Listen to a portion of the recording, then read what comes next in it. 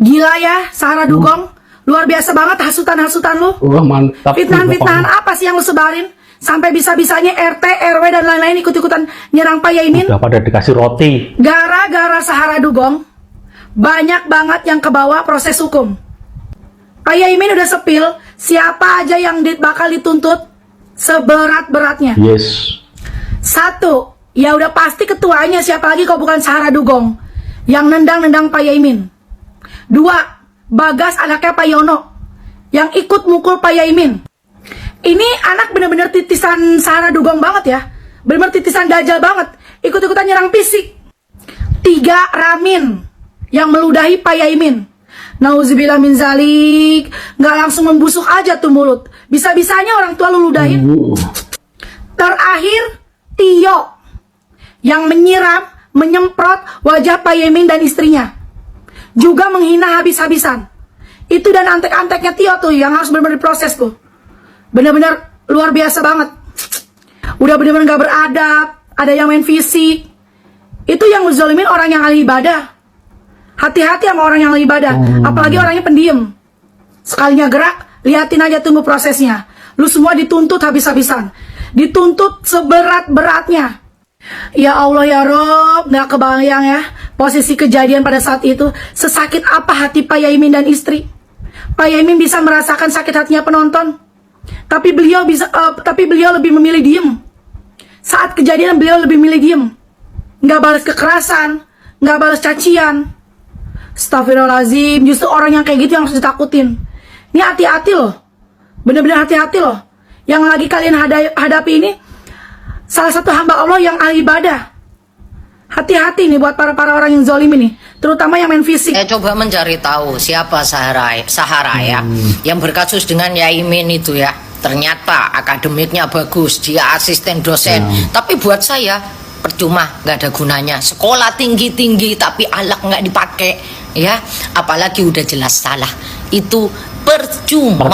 Yaimin itu orang yang lebih tua, itu yang pertama.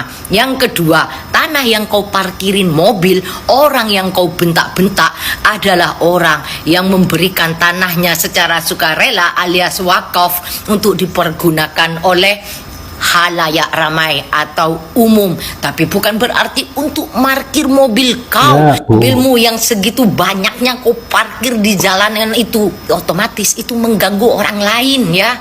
Kalau kau punya usaha rental mobil yang dipergunakan untuk mengais rezeki, setidaknya kau menyewa lahan kosong lah untuk parkir, sehingga yang punya tanah untuk mengeluarkan mobil itu susah. Dan malah kau semena-mena, kau sama lakimu ya, mengajak orang-orang untuk mengusir Yaimin dari sana ya, dan kau membentak-bentak beliau ya, meminta menunjukkan sertifikat. Udah salah belagu, bukan orang yang punya tanah di situ. Kau ngontrak kan, baru ngontrak di situ kan, sedangkan Yaimin itu real orang yang memiliki rumah di situ dan kebetulan ada tanah lebih dan dia mewakafkan itu semua. Kau fitnah dia sebagai dosen cabul. Nah itu Bu masalahnya. Emang ya, fitnah dosen itu lebih kejam daripada membunuh ya. Jangan asal berucap. Kau kemana sekarang? Kok kabur kau dari pemeriksaan? Kau akan diperiksakan, kau kabur dengan alasan ke rumah saudara atau apalah. Jangan kabur, hadapi. Karena saya sudah lihat videomu, lantam sekali mulutmu kepada orang yang lebih tua. Assalamualaikum warahmatullahi wabarakatuh. Nama saya Tante April ya. Karena banyak yang bilang ya ke aku gitu ya, minta maaf pada Pak Kiai, minta maaf pada Pak Kiai ya. Di sini saya mau mohon maaf kepada Pak Kiai Imin ya, Pak Kiai Imin. Meskipun saya tidak kenal sama Bapak, tidak pernah ketemu sama Bapak, tidak pernah kenal sama beliau, tidak pernah punya masalah dengan beliau, tapi saya dituntut sama netizen untuk minta maaf kepada Pak Kiai Mim.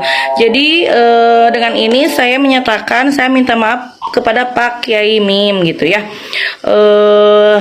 karena ini kemauannya netizen dan saya juga minta maaf gitu ya. Tapi sebenarnya juga saya bingung, saya salah apa kepada Pak Kiai ya, karena saya makan bukan Sahara, saya Tante April ya, jadi malah saya yang harus minta maaf. Tapi aku mah nggak apa-apa gitu ya, aku nggak salah apa-apa sama Pak Kiai.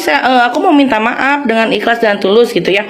Terserah gitu, terserah netizen gitu mau menilainya seperti apa. Aku sudah minta maaf, aku sudah menuruti kemauan kalian gitu ya.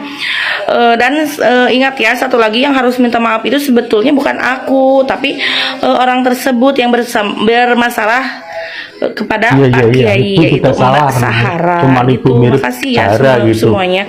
Ingat ya, ini aku mah Tante April. Tante Aprilnya beda pisan atau sama Mbak Sahara mah. Tenang. Pokok namanya netizen atau udahlah, gak usah Sahara lagi. Aku pusing, aku udah muak pokoknya di otak aku teh Sahara.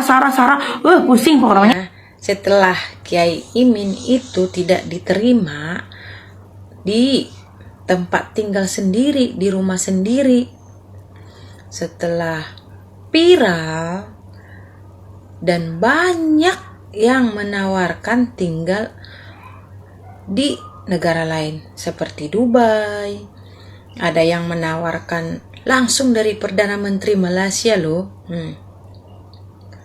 Tapi kenapa ya belum ada itu kita mendengar ada sepatah dua kata dari Gubernur Jawa Timur? Malah yang mendatangi atau seperti bertanya ada apa itu Gubernur Jawa Barat Kang Deddy Mulyadi. Kenapa ya sepertinya tidak merespon atau kurang perhatian gitu ya Gubernur Jawa Timur ini, sedangkan RT RW bahkan bupatinya tidak menerima Kiai Imin ini tinggal di tempat sendiri loh, di rumah sendiri lah, bahkan punya sajadah aja buat sholat itu dibakar sama mereka. Wow.